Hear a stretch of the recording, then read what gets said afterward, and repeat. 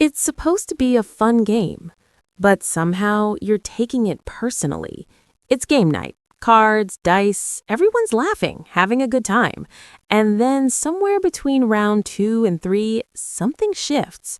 Your jaw tightens, your focus sharpens, and suddenly you're playing like your entire identity depends on winning. You tell yourself it's not that serious, but your body didn't get the memo. Or maybe it's not a game.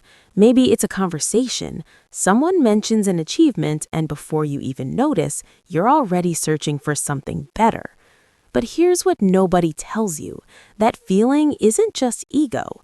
It's a signal, one your brain has been sending for a long time, and it has nothing to do with the game in front of you. Stay with me, because once you see this, you won't unsee it.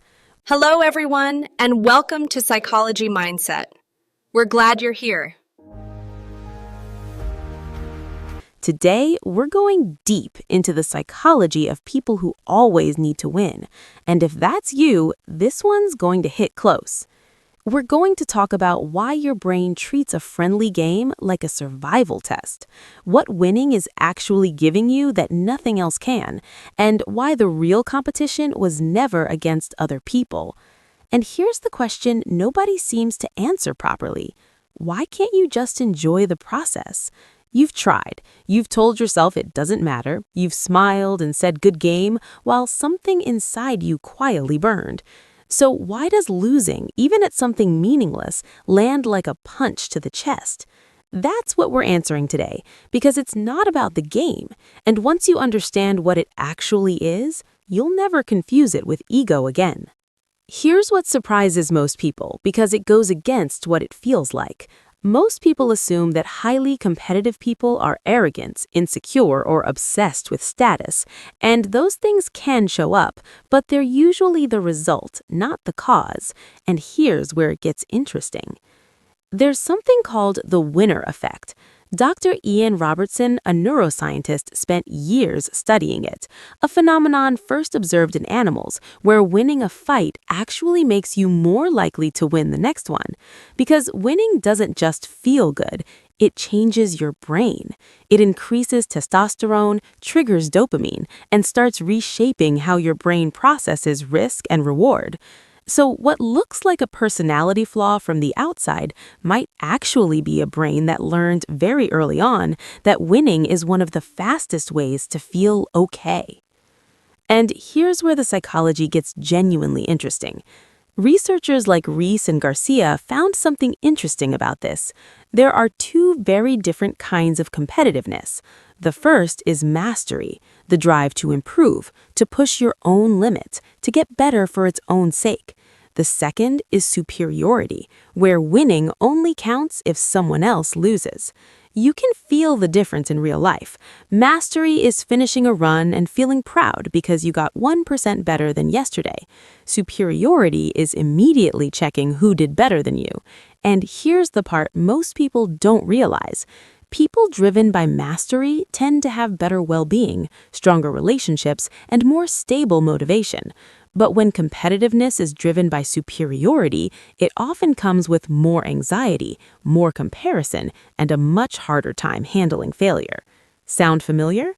The real question isn't whether you're competitive, it's which version is running the show, and whether you ever chose it. Now, let's look at what's happening inside your brain, because this is where things start to split. Think of your brain's reward system like a vending machine. For most people, it accepts different currencies: connection, creativity, rest, play. Mastery keeps that machine flexible. Superiority slowly narrows it down to one coin: winning. And that's where things get tricky. Neuroscientist Christoph Eisenegger found that winning triggers a surge of dopamine and testosterone, increasing focus, confidence, and the drive to compete again. As Dr. Robertson explains, this creates a powerful loop. The more you win, the more your brain wants the next win, and the more it wants it, the harder it becomes to feel satisfied anywhere else. In mastery, that loop fuels growth. In superiority, winning never quite feels like enough. Here's what this actually looks like in your day-to-day life. You turn a casual workout into an unspoken race with the person next to you. You check how many likes your post got, and then check someone else's to see if you won. A colleague gets promoted, and instead of just feeling happy for them, there's a quiet sting you'd never say out loud. And here's the modern layer. In a world of leaderboards, follower counts, and performance metrics for everything, from your sleep to your steps, the arena never really closes. There's no off-season. Your brain is competing in 12 invisible games at once, most of them designed by an algorithm, not you. The need to win was already exhausting. Now it's a 24-hour game with no final whistle. And here's what nobody really says out loud. You are tired. Not the kind of tired that sleep fixes, the kind that comes from never being able to just be without measuring yourself. Every room becomes a ranking, every interaction becomes data, and underneath all of that drive, there's a question you've been avoiding for a long time. What am I worth if I'm not winning? That emptiness after a loss, the one that feels way bigger than it should, isn't weakness. It's what happens when your sense of worth is built on one thing, and when that thing shakes, everything shakes with it. Now, here's where it gets more personal. For a lot of people, this didn't start with games or achievements. It started with attention. Psychologist Alfred Adler had a simple idea about this. The drive for superiority often comes from early feelings of inferiority and from learning, very young, how to deal with them.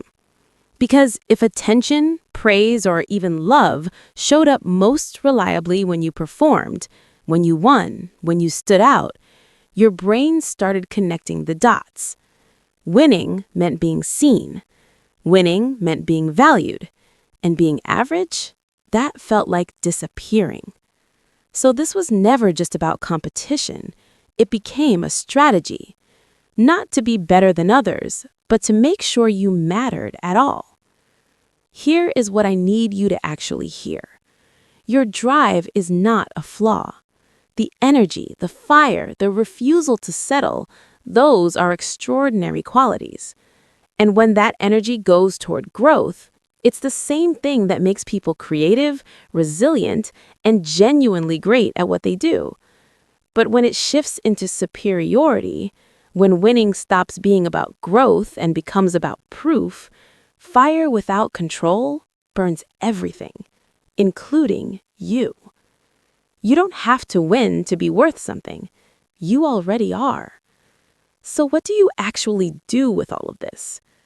Think about the last time you drove home after losing something small, a game, a conversation, a moment where someone else got the credit, and somehow you couldn't let it go.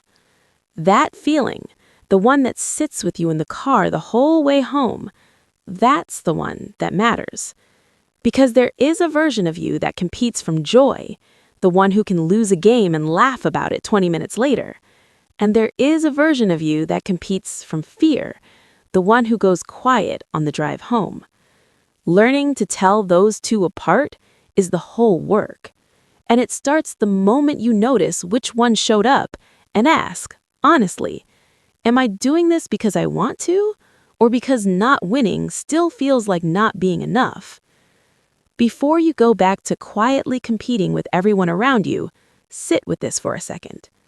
If this hit a little too close, tell me in the comments, what's the most ridiculous thing you've ever gotten genuinely competitive about? A board game? A parking spot? The speed at which you finished this video? Because the moment you can laugh at it is the moment it starts losing its power. If this finally explains something you've been feeling for a long time, hit subscribe.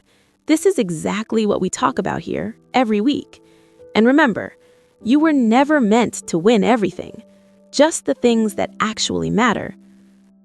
I'll see you in the next one.